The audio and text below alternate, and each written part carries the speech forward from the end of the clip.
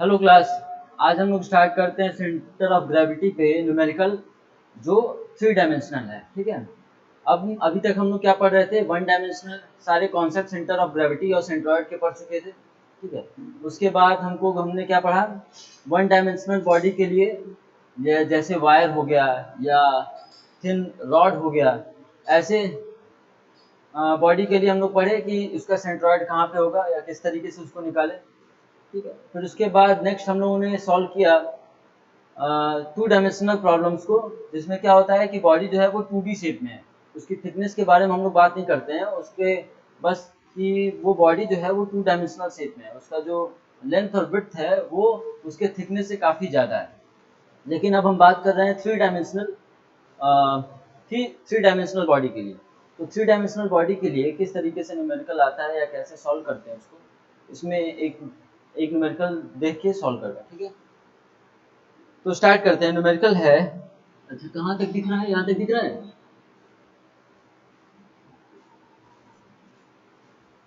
ठीक है। और यहाँ पे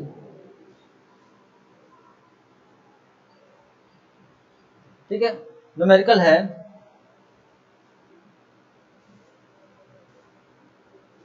ए body consist of a solid hemisphere. Question है a body consist of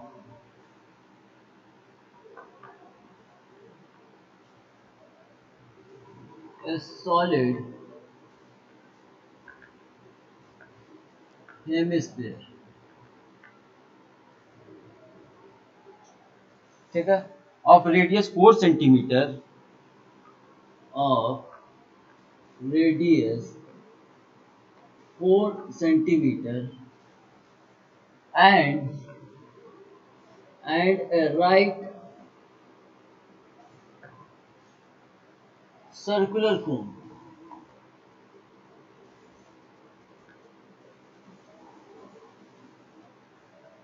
circular solid cone.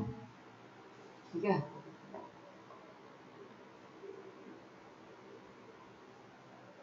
Of height 12 centimetre.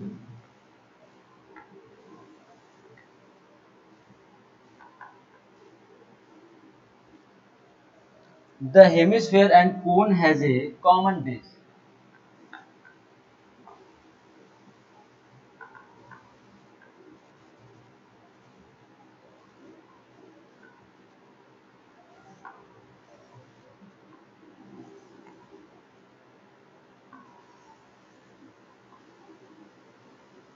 Common base. ठीक है।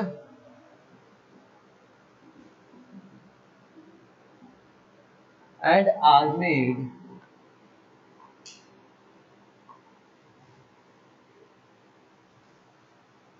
Of the same material.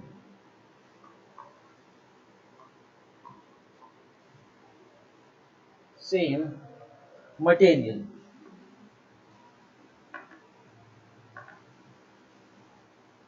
Locate the position of center of gravity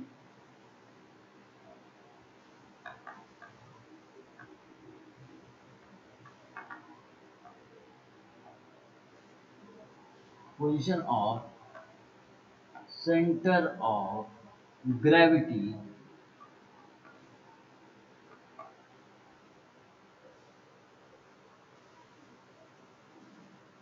of the composite body।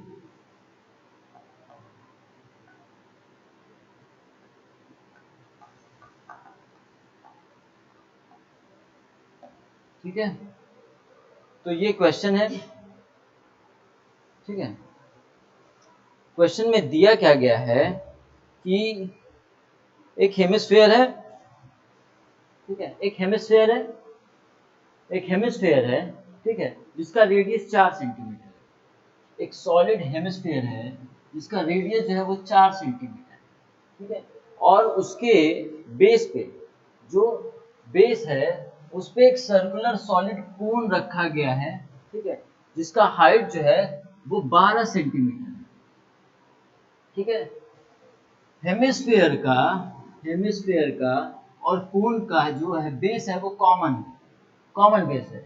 ठीक है, और same material से बना हुआ है। ठीक है, तो हमको क्या पता करना है, उस कंपोजिट बॉडी का सेंटर ऑफ ग्रेविटी का। ठीक है, मटेरियल सेम है मतलब कि हमको यहाँ पे डेंसिटी का कोई रोल नहीं है। ठीक है, हम अगर मटेरियल सेम है तो जो कोन का डेंसिटी होगा वही हेमिस्फीयर का डेंसिटी होगा, है ना। तो यहाँ पे डेंसिटी अगर मान लेते हैं कि मास का रखते हैं, तो मास इक्वल टू क्या होगा, density equal to the mass upon volume. Density equal to होता है मास अपॉन वॉल्यूम। ठीक है, या डेंसिटी को रो से भी डिफाइन करते हैं। तो मास इक्वल टू क्या होगा, रो इंटू वॉल्यूम, यानी डेंसिटी इंटू वॉल्यूम। और अगर हम कहीं पे भी रखेंगे M V plus M V और नीचे m1 प्लस m2, तो हमको क्या मिलेगा कि इसमें भी रो का कॉमन मल्टीप्लाई होगा। ठीक है, m1 x1 plus m2 x2 अगर करेंगे तो क्या होगा कि मास की जगह अब हम अगर डेंसिटी दोनों डिफर होता तो रो भी डिफर होता, लेकिन अगर लिखा हुआ है कि दोनों सेम मटेरियल का है, मतलब डेंसिटी जो है वो सेम है। अगर डेंसिटी सेम है तो rho into V x1 plus rho into V into x2 divided by same चीज रो v1 प्लस रो v2। और यहाँ पे हमको क्या मिल जाता है कि ये जो v है, ये रो है, ये कॉमन निकल जाता है, ये कट जाता है ना। तो हमको यहाँ पे डेंसिटी का कोई वैल्यू, कोई मतलब इक्वेशन में लिखने का नहीं समझ में आएगा। लेकिन अगर यही मटेरियल जो है, जो मटेरियल लिखा हुआ कि सेम मटेरियल है, लिखा हुआ मेड ऑफ सेम मटेरियल, अगर यही दो अलग अलग मटेरियल होता तो ये रो जो है वो दोनों मटेरियल के लिए अलग अलग होता। फिर हम क्या करते हैं, rho one V one X one plus rho two V two X two divided by rho one V one plus rho two V two. ठीक है, तो अब जो है, जब रो जो है rho one not equal to rho two है, मतलब ये कहीं से भी कॉमन नहीं निकल रहा है, तो ये कहीं से कट नहीं हो पाएगा। अगर दोनों कॉमन मटेरियल है तभी ये चीज हो सकता है कि उसका डेंसिटी का कोई मतलब ना हो, डेंसिटी ऊपर नीचे कट जाएगा। लेकिन अगर दो अलग अलग मटेरियल है, कंपोजिट मटेरियल और अलग अलग मटेरियल से बना हुआ है, तो क्या होगा कि वहां पे जो डेंसिटी होगा दोनों बॉडी का वो अलग अलग होगा। ठीक है, तो यहाँ पे जो है वो मटेरियल सेम है, इस वजह से डेंसिटी का कोई रोल इस क्वेश्चन में, डेंसिटी का कोई रोल नहीं है। ठीक है, अगर यही दो अलग अलग मटेरियल होता तो क्या होता है कि डेंसिटी का रोल इसमें आता है। ठीक है, तो इस क्वेश्चन का फिगर ड्रॉ करते हैं।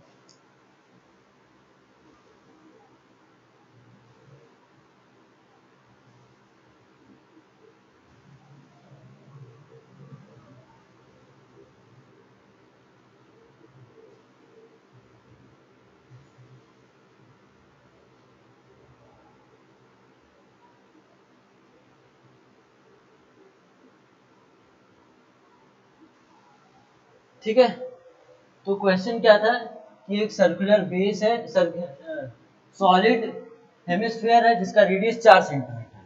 तो इसका रेडियस जो है वो हम मान ले रहे हैं 4 सेंटीमीटर। ठीक है, और इसके बाद इसके ऊपर एक राइट सर्कुलर कोन, सॉलिड कोन रखा हुआ है जिसका हाइट जो है वो कितना है, 12 सेंटीमीटर।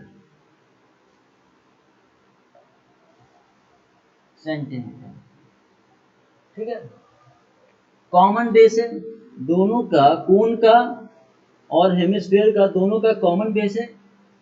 तो हम क्या कह रहा है, इसमें कह रहा है कि और मटेरियल भी सेम है, तो हम क्या करेंगे कि इसकी सेंटर ऑफ ग्रेविटी की बात करेंगे। ठीक है, तो सेंटर ऑफ ग्रेविटी अगर निकालें,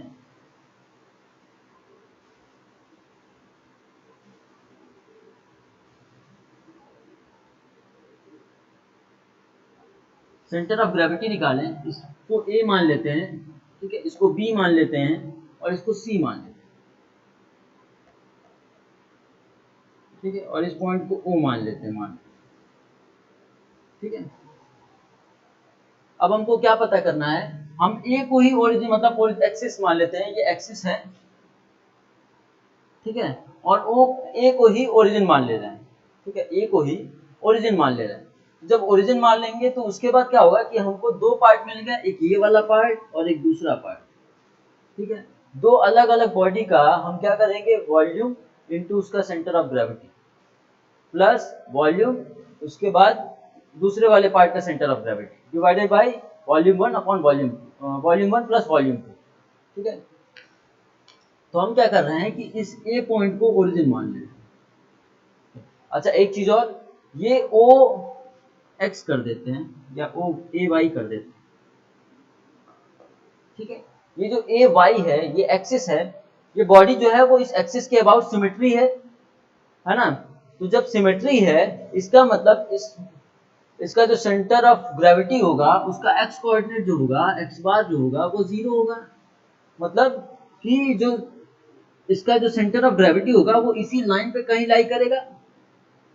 हमको पता है स्टार्टिंग में ही हम लोग इसको पढ़ चुके हैं कि अगर कोई बॉडी जो है वो किसी भी एक्सिस के अबाउट सिमेट्री है तो उसी एक्सिस के अबाउट ही उसका सेंटर ऑफ ग्रेविटी होगा।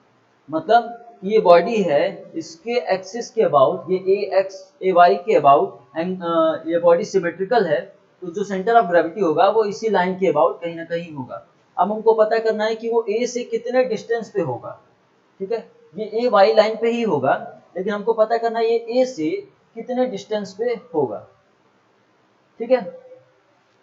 तो स्टार्ट करते हैं। सबसे पहले B1, ठीक है, जो सर्कुलर कोन है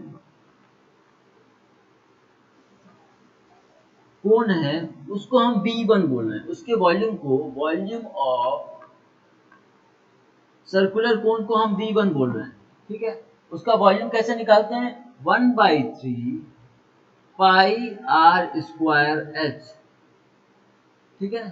तो क्या होगा 1/3 पाई आर कितना होगा इसका, क्योंकि कॉमन बेस है, जो बी से सी वाला पार्ट है ये हेमिस्फेयर और कोन में कॉमन है, तो रेडियस 4 हो जाएगा, 4 का स्क्वायर इंटू एच, एच कितना है 12, हाइट जो है वो 12 है।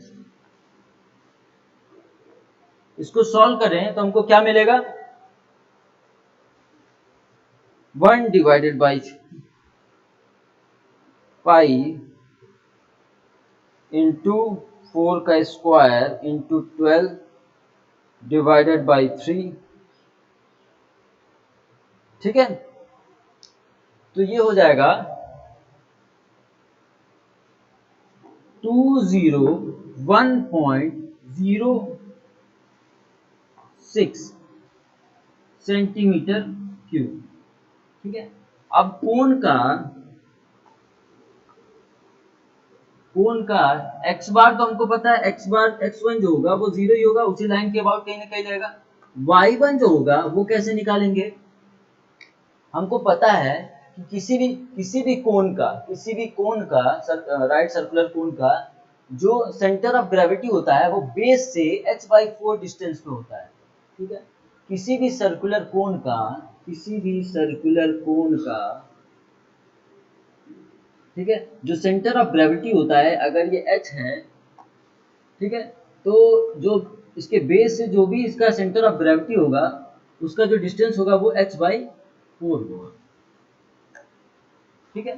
तो यहाँ पे क्या होगा, उसके सेंटर ऑफ ग्रेविटी हम एपेक्स से देख रहे हैं, पॉइंट ए से हम ओरिजिन लिए हैं, तो हमको पता करना है कि वो कितने दूरी पे होगा, ठीक है।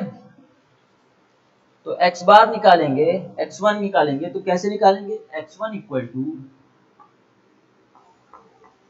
ये टोटल हाइट 12 है, ये टोटल हाइट 12 है और इसका जो सेंटर ऑफ ग्रेविटी होगा CG1 कर देते हैं इसको, तो इसका जो सेंटर ऑफ ग्रेविटी होगा वो कुछ यहाँ पे लाई करेगा ऐसे, ठीक है।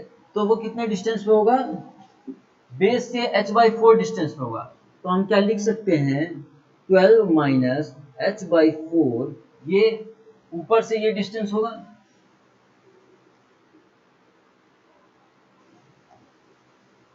एपेक्स से, ठीक है। तो हम इसको क्या लिखेंगे, 12 माइनस 12/4, ये कितना आएगा 9, ठीक है। यानी ये जो डिस्टेंस है वो 9 सेंटीमीटर है। जो इसका सेंटर ऑफ ग्रेविटी है वो ए से 9 सेंटीमीटर डाउनवर्ड है, और बेस लाइन से इसका सेंटर ऑफ ग्रेविटी जो है वो 3 सेंटीमीटर पे है, ठीक है। अब हम लोगों को सॉल्व करना है हेमिस्फीयर वाला पार्ट।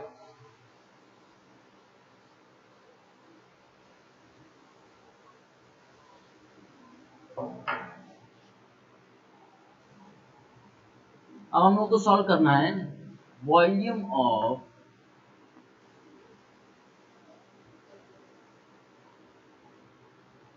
हेमिस्फीयर।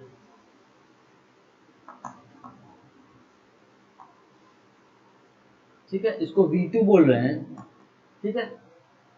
तो एक फुल सर्कुलर स्फीयर का जो वॉल्यूम होता है वो होता है 4/3 पाई आर क्यूब, ठीक है। एक पूरे होल स्फीयर का जो वॉल्यूम होता है वो 4/3 पाई आर क्यूब होता है, लेकिन ये हाफ है तो हम क्या लिख सकते हैं 1/2 इंटू 4/3 पाई आर क्यूब,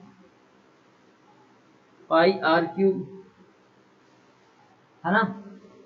तो इसका वैल्यू अगर ये 2 से 2 कट जाएगा तो ये आएगा 2/3 पाई आर क्यूब, ठीक है। इसका वैल्यू निकालें तो 2/3 इंटू पाई, आर का वैल्यू जो है वो हमको पता है 4 है, तो 4 to the power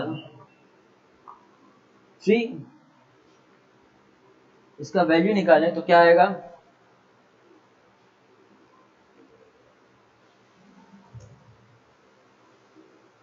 2/3 into pi into 4 to the power 3, यह आएगा 134.04, 134.04 सेंटीमीटर क्यूब, ठीक है। अब इसका y2 अगर निकालें, y2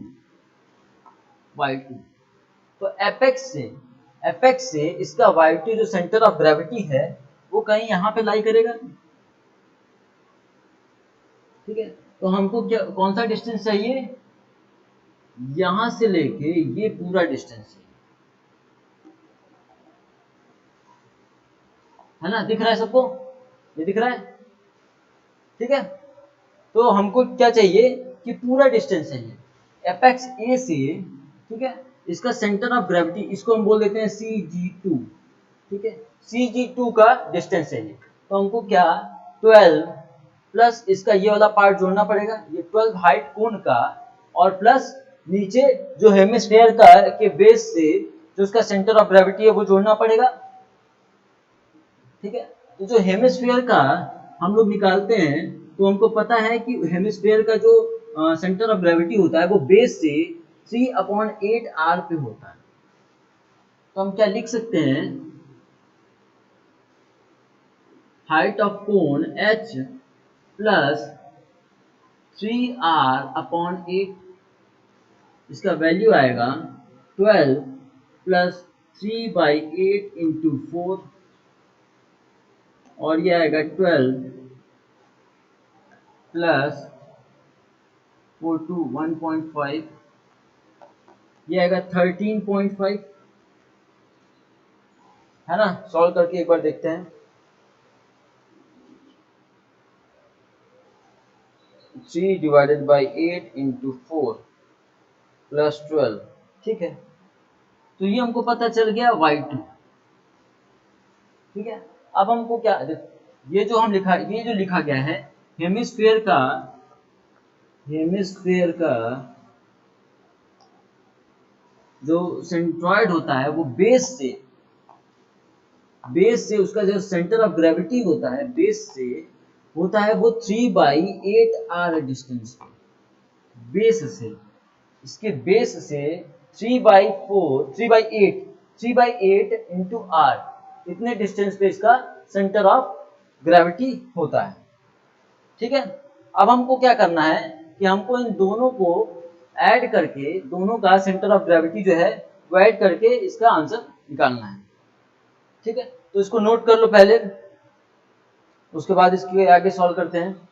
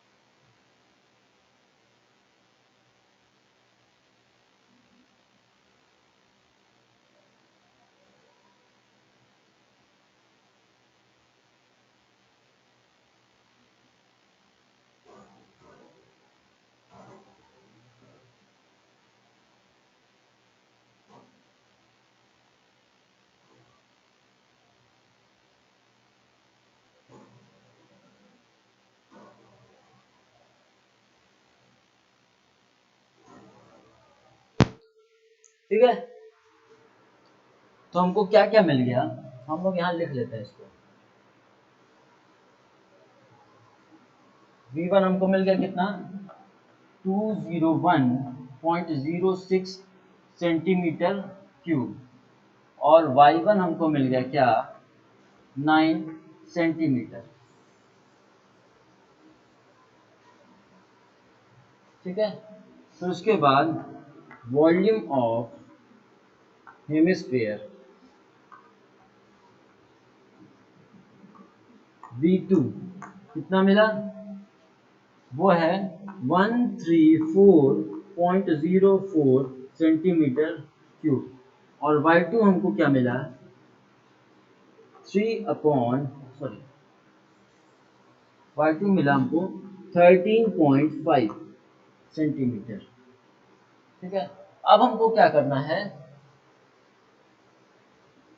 अब हमको क्या करना है कि बस फॉर्मूले में रख के इसका वैल्यू निकालना है y बार। ठीक है, ठीक है, y बार निकालते हैं। तो y बार इक्वल्स टू क्या होगा, v1 y1 plus v2 y2 upon v1 plus v2।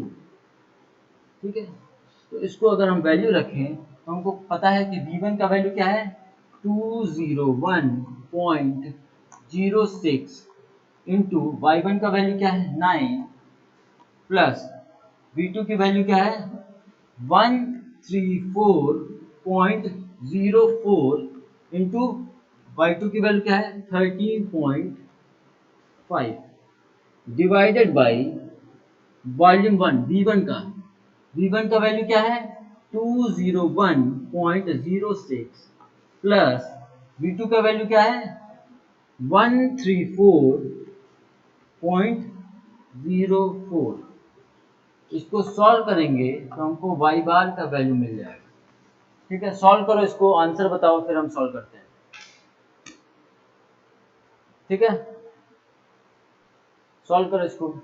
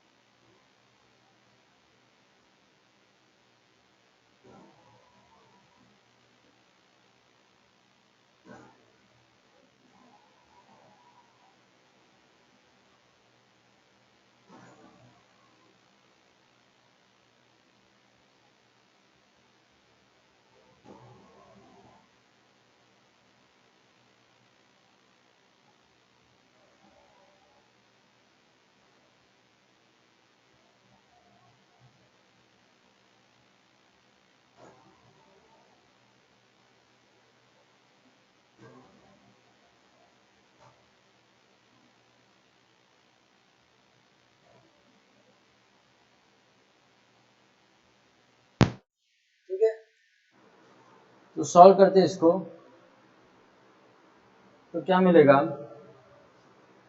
Solve करते हैं इसको, ये आएगा 201.06 इंटू 9, या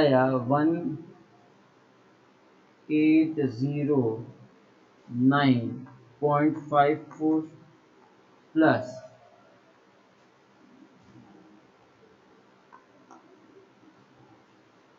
134.04 इंटू 13.5,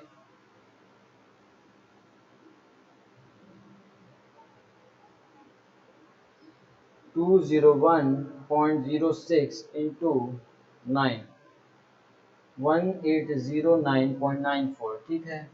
134.04 इंटू 13.5, ये भी वही आ रहा है, 1809.54 डिवाइडेड बाई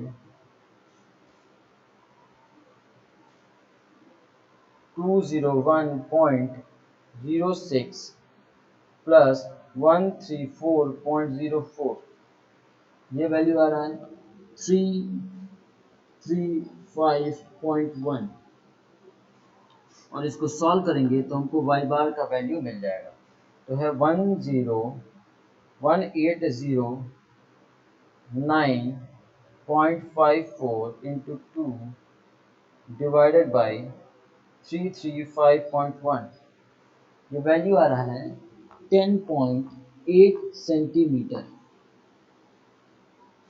ठीक है।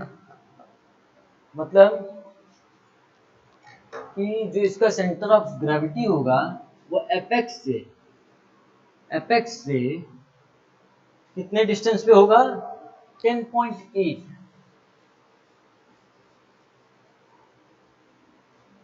ठीक है। इसके एपेक्स से 10.8 के डिस्टेंस पे होगा, ये यहाँ तक का 12 हाइट है, तो ये यहीं तक होगा।